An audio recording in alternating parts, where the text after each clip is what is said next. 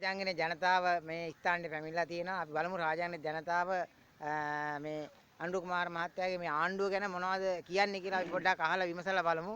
ඔබතුමා කොහොමද දැන් මේ අපි අනුර කුමාර මහතාගේ මේ ආණ්ඩුව ගැන ඔබතුමාගේ අදහස පොඩ්ඩක් අපි දැනගමු. අනුර කුමාර මහත්තයාගේ වැඩසටහන හොඳයි. රටේ ජනතාව ඒක රාශි වෙලා ඡන්දෙ දෙන්න ලෑස්ති කරලා තිනවා.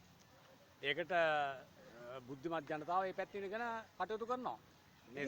ඉතින් සමහරු කියනවානේ දැන් මේ ආණ්ඩුව යනවට යනවා මිනිස්සු. සමහරු හිටපු සමහරුන්ට ඒක එහෙම තමයි තේරෙන්නේ. හොඳ දේ නරක විදිහට, නරක දේ හොඳ විදිහට දැක්කේ. එදත් දැක්ක අදත් දකිනවා. ඒගොල්ලෝ හැදිලා හිමීට හැදිලායි.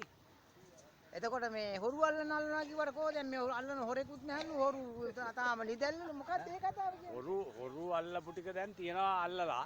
ඉතුරු අය ඔක්කොම රටේ ඉන්න මිනිස්සු දන්න හොරු කවුද කියන්නේ. ඒ ටික අල්ලලා ගාන්න දනුවන් දෙයි නීති අනුකූලව හරියට. ඈ ඒක අර මහින්ද මහත්තයා පොන්සේකට දීපු දනුව වගේ දෙන්නේ නැහැ. ඒවා හරියට නීති අනුකූලව හරියට හරි පැත්තේ හරි විදියට ක්‍රමවත්ව විධිමත්ව සකස් කළා දෙයි. ඒගොල්ලෝ කරා යන්න ටික යන්නේ හරියට. ඉදිරියේදී ආණ්ඩුව හරියට කරන් යන්න පුළුවන් වෙයි කියලා අනිවාර්යෙන්. දැන් එහෙන් කකුලෙන් අදිනවා කියනවා එහෙන් අදිනවා කියනවා ඒ මොකකින් ඇද්දත් වැඩක් නැහැ යාළුවා. මොකකින් ඇද්දත් මේක හරියට කරා යනවා. මේක කිසි ප්‍රශ්නයක් වෙන්නේ නැහැ. හරි බොහොම ස්තුතියි.